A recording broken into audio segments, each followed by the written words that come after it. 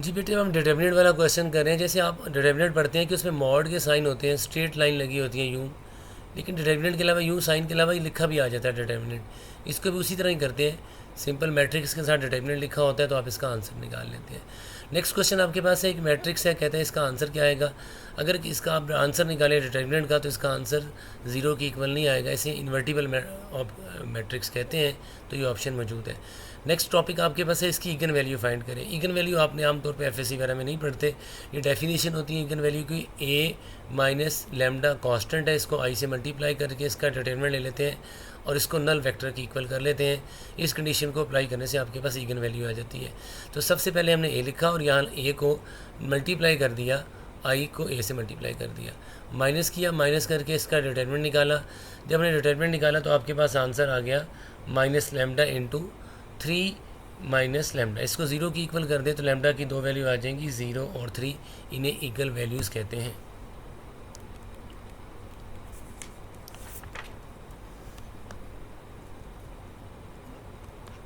Next question हमारा probability के बारे में। आपसे कहा गया कि अगर आपके पास एक वर्ड है प्रोबेबिलिटी, उसकी क्या प्रोबेबिलिटी होगी कि हम उसमें से चॉइस करें वॉवल। अब आप देखिए टोटल नंबर ये कितने हैं, तो टोटल ये नंबर 11 है। प्रोबेबिलिटी में नीचे आते हैं ऑल पॉसिबल आउटकम, तो ऑल पॉसिबल आउटकम आ जाएंगे आपके पास 11। अब आपने देखना है 11 में से वॉवल कितने हैं, तो 4 वॉवल हैं, तो इसकी प्रोबेबिलिटी आ जाएगी 4/11।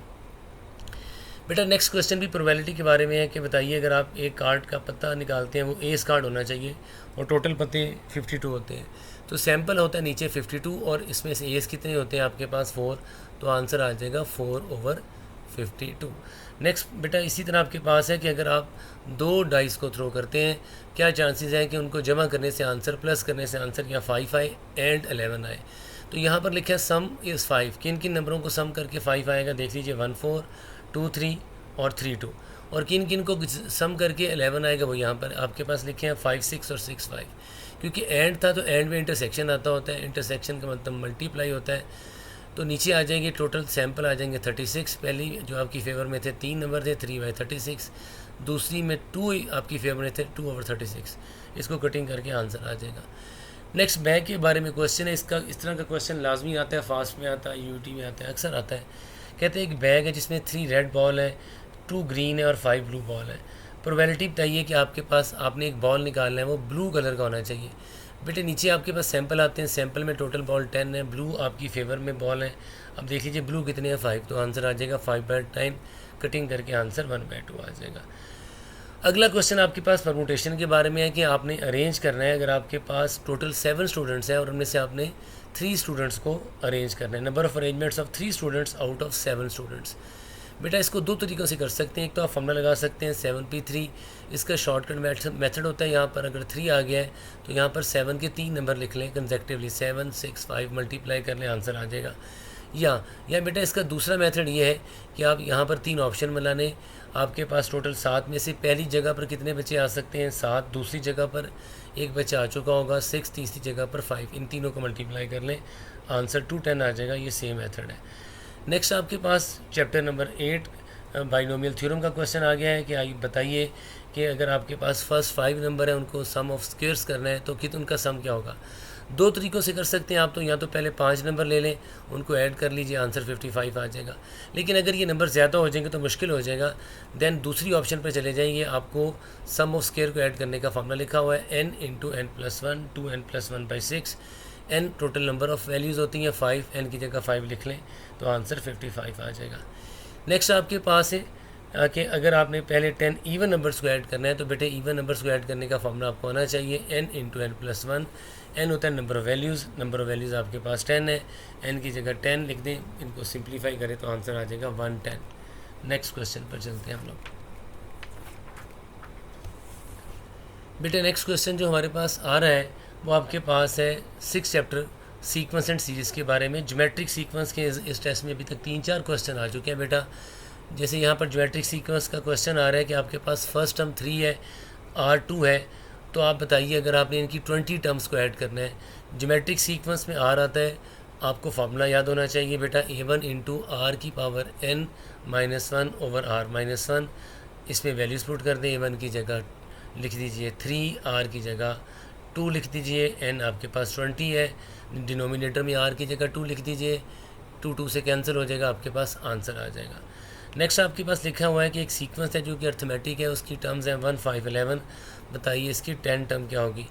10 टर्म का फार्मूला आपको आना चाहिए, a1 + 9d। ए आपके पास फर्स्ट टर्म है, d निकालिए, सेकंड टर्म में से फर्स्ट टर्म को माइनस करते हैं, 5 - 1 4 लिखेंगे तो आंसर आ जाएगा।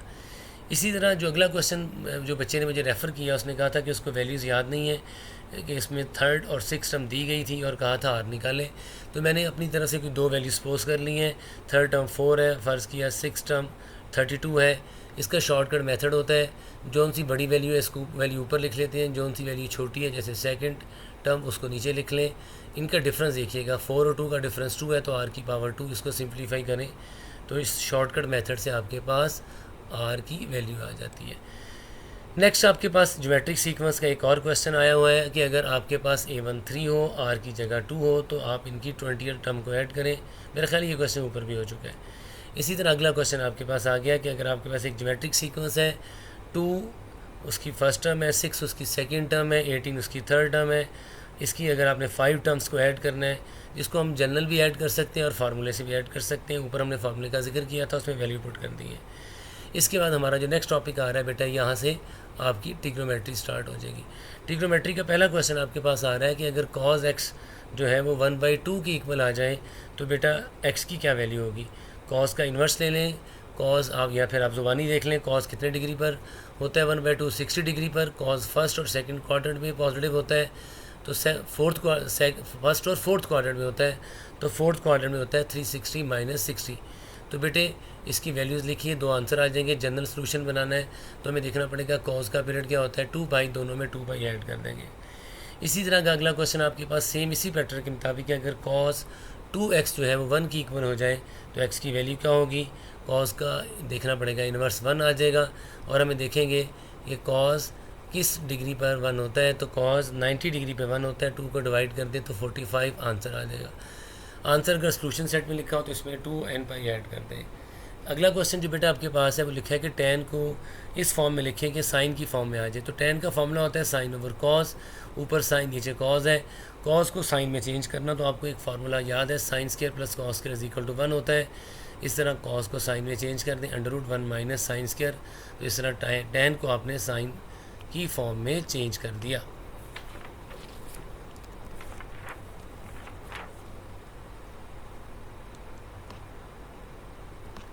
जी बेटा अब हम नेक्स्ट क्वेश्चन पे चलते हैं। नेक्स्ट क्वेश्चन हमारे पास ट्रिग्नोमेट्री का एक और क्वेश्चन आ रहा है। आपको tan की वैल्यू गिवन है, tan की वैल्यू आपके पास है 5/13 सेकंड चाहिए। तो बेटे इसमें 2 मेथड है, राइट एंगल ट्रायंगल बना के भी कर सकते हैं, फार्मूले की मदद से कर सकते हैं। 1 + tan बराबर है सेकंड स्क्वायर, इसमें tan की वैल्यू लिख दें, आंसर आ जाएगा। या दूसरा मेथड ये है कि राइट एंगल ट्रायंगल बनाएं। राइट एंगल ट्रायंगल में आप जानते हैं tan आपके पास परपेंडिकुलर और बेस होता है, तो परपेंडिकुलर की वैल्यू 5 आ जाएगी, बेस की वैल्यू यहाँ पर 13 आ जाएगी। पैथागोरस थ्योरम लगा के आप हाइपोटेन्यूज की वैल्यू फाइंड कर लें, उस तरह भी आपके पास आंसर आ जाएगा।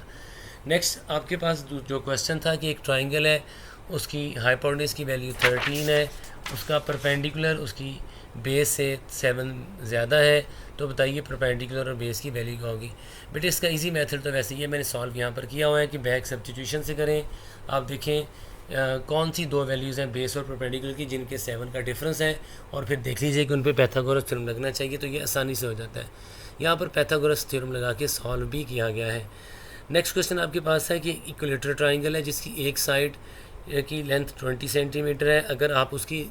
अगर साइड में 2 सेंटीमीटर इंक्रीज़ कर दें तो एरिया कितना इंक्रीज़ हो जाएगा।